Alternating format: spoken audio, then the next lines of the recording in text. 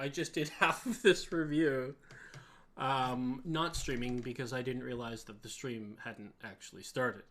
Uh, so we'll just continue on. I'll probably repeat a few of the things I said that nobody heard. Um, it's an Oktoberfest. It's Dunkel. Dunkel basically means it's a dark beer. It's German for dark beer. They're rather. Oh yeah, okay. Now I'm streaming on Twitch.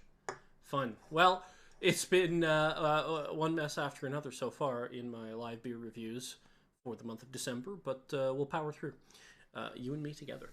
Yeah, so Dunkel's a dark beer. In this case, it's a dark lager.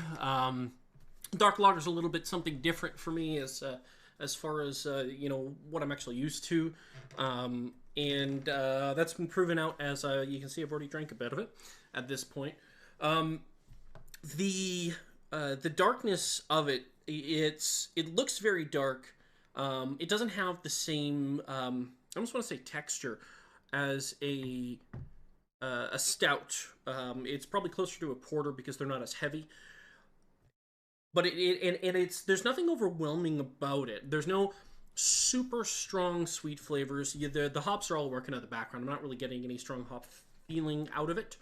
But what I'm finding most interesting is that it's lighter and easier to drink than pretty much any other beer I've seen at this level of darkness. I can tell you that for sure.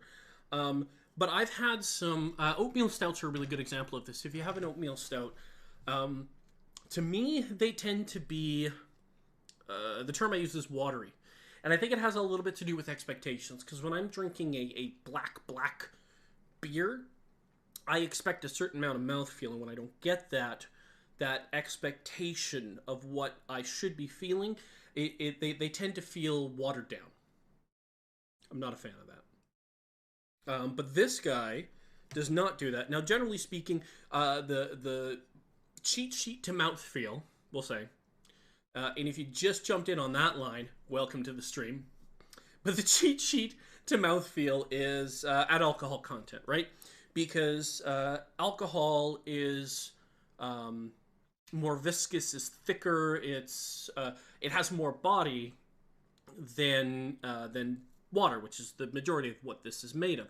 And the higher alcohol content, the thicker the fluid, the more mouthfeel, right? So if I find the percentage on here, which I'm having trouble finding, which it might not actually have, because some of these are, well, they're not exactly.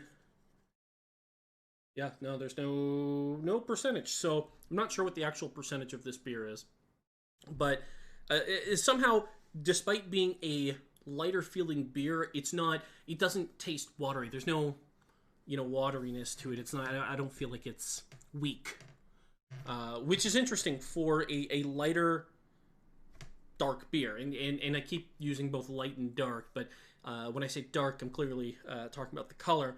When I say light, it's sort of the it doesn't feel heavy when I'm drinking it. Like if you grab a Guinness and you start drinking that, well, you're basically eating a loaf of bread. You're not going to do that in one chug. I mean, I'm sure some people could. None of those people are named Alex that I'm aware of. Yeah, but it's really interesting that way. It's very different from other beers I've had.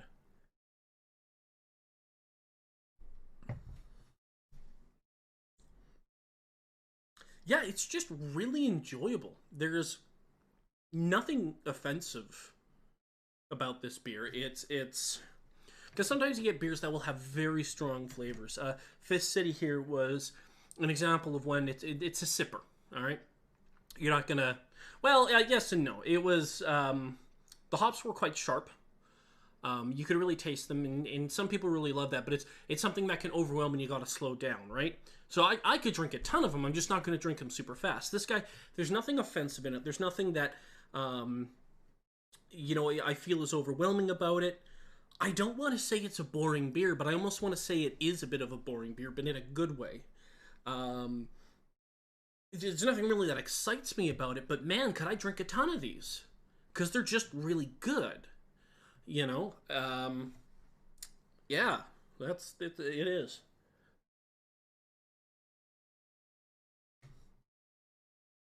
Yeah, it's just something that is very easy to drink. Still delivers some of that maltiness, that dark sweetness is certainly in here, but it's not kicking your ass with it, if I might say. Yeah, no, it's a very interesting beer. So again, that's I can't try to say this. Pocktoberfest. Pocktoberfest from Peacock Brewing Company. I don't make the names. I just report them. So Peacocktober Peacocktoberfest from Peacock Brewing Company. This is their Dunkel, and yeah, I'm gonna give this an endorsement. I'm gonna give this beer an endorsement. I don't even think you can get this in the LCs, which is unfortunate. You would have had to have gotten the beer advent calendar. You get one, and then it's just gone for the rest of your life. Or maybe they'll bring it in. I don't know. The beer purchasers, I met some of them for the LC, are actually pretty cool guys, and they are beer enthusiasts, which is kind of weird. It's a government organization. You would just assume that everyone who works for them is a bureaucrat that doesn't, really have any passion for what they do. Now, I'm probably being very mean to people who work in, government, but I mean, it's a stereotype for a reason. But to have met some of them and know that they're real beer enthusiasts and they're in the job because they love beer and they like bringing things in, and in talking to them as to, where are you going to bring this in or that, and they give a lot of good reasons about why, some just don't make it in because of the volume levels they buy them at, and because, how much they have to sell of something to justify bringing it in, which is, I mean, that's fair. Can't really argue with that. But they're cool guys. So I mean, I could definitely see something like this making it into Manitoba, which would be nice. But yeah, we're gonna add it to the line here. So that's day 3 of the beer advent calendar done. Again, I am brought to you by Game Night Games and Cool Stuff. Not actually sponsored, but he's a buddy of mine, so go buy games from him.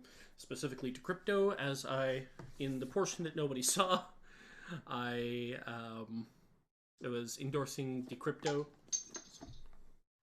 the game. Really good game, really fun game. It's all about communication. It's 4 players. Apparently you can play with 3 players. I don't know how that would work, but it's possible. Best with 4, I think. But I digress. So, yeah, that's the beer review for this guy right here. Super tasty beer. I would definitely endorse it if you have a chance to have it. I certainly would.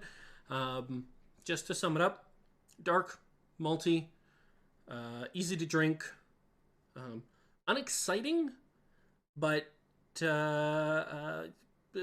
blessedly so. So I'm going to call it there.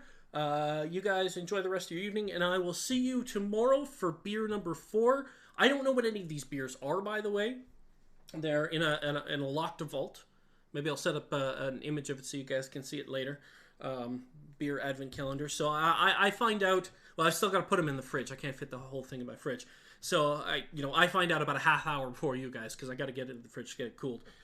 So I'll be doing this again tomorrow, and I'll probably over the weekend when I have some time, I'm going to edit up some of these reviews, mostly to stitch together the broken parts, and then I'll put them up on YouTube so you can watch them there.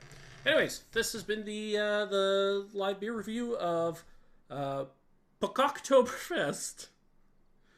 Yeah, I'm going to get demonetized for that one. All right.